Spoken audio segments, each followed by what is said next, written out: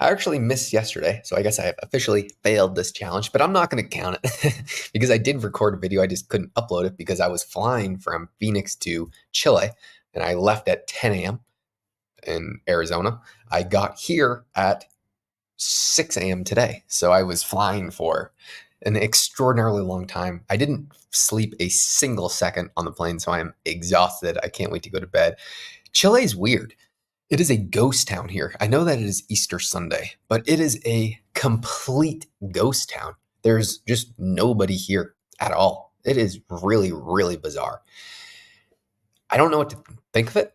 I mean, I'll put up some videos of the hotel, the skyline from the hotel. I was just getting dinner, so if you don't know, I'm going on a road trip using nothing but gold, silver, and Bitcoin with George. And there's another guy, Shane, who's a really cool dude who's coming along with us. Because anyone that wants to could come. I think there's a few more people who will meet up with us throughout the trip.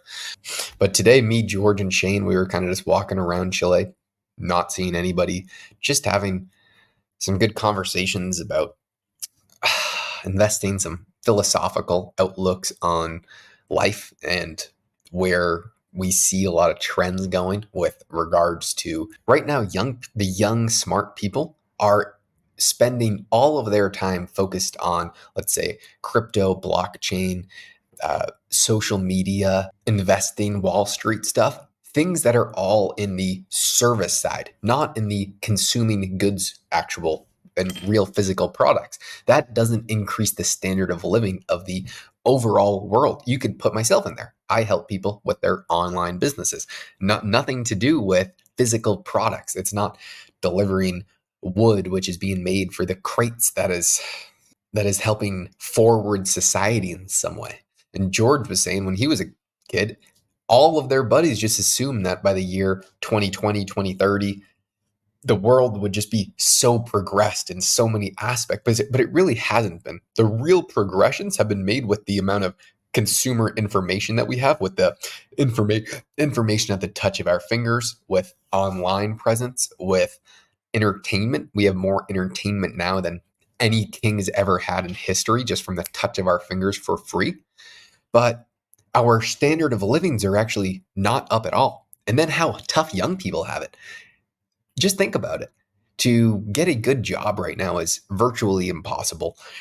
Rent anywhere is wildly unaffordable. The cost of living is just continuously going up. So young people really have the short end of a stick right now because there's no real opportunity in a lot of aspects. You can't just say, I'm going to go get a good job.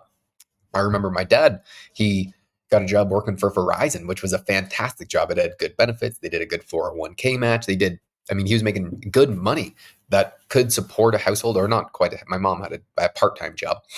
She was a hygienist, but that was possible.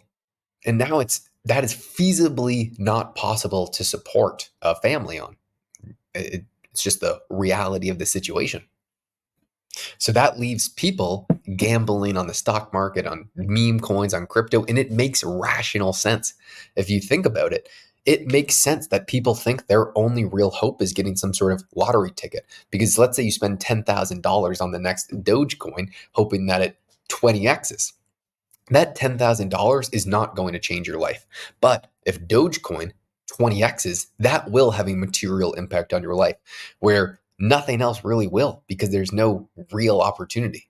So it makes sense why people are going so far out the risk curve, because the safe and sturdy way really just doesn't make too much sense, because your savings are being eroded, your cost of living is continuously going up, your incomes are not. So you try and find a way to get some sort of yield somewhere that is going to make up for that and hopefully improve your standard of living. And it's a double-edged sword, because if you are willing to work very hard, there's now 15, 16-year-olds making 100 grand a month drop shipping or doing online social media stuff, because you have the information just available wildly to everybody, which is an incredible, incredible thing. But most people don't use it to benefit themselves. So we're seeing the divide of people get larger and larger. It also wasn't possible, let's say, if you were 50 years old, to make 100 grand a month when you were 16. It's literally not, nobody did that. But now and people aren't making 100 grand a month at 16, but you see that once in a while, or in 20. Even what I'm doing right now with the money that I'm making would have been impossible 20, 30 years ago. So there's different opportunities with a lot of different costs and benefits. But all of this, where the young people's time and effort is spent into, mine is on the online business stuff, that is not really making society for me how much wealth we have, which the wealth is just how much we can actually consume from a productivity standpoint, is not really going up by any material aspect. In fact, it's really deteriorating in a lot of ways. So I'm off right now, zero sleep. We are going to be driving all day tomorrow. I am exhausted. My words don't even make sense. I'm slurring.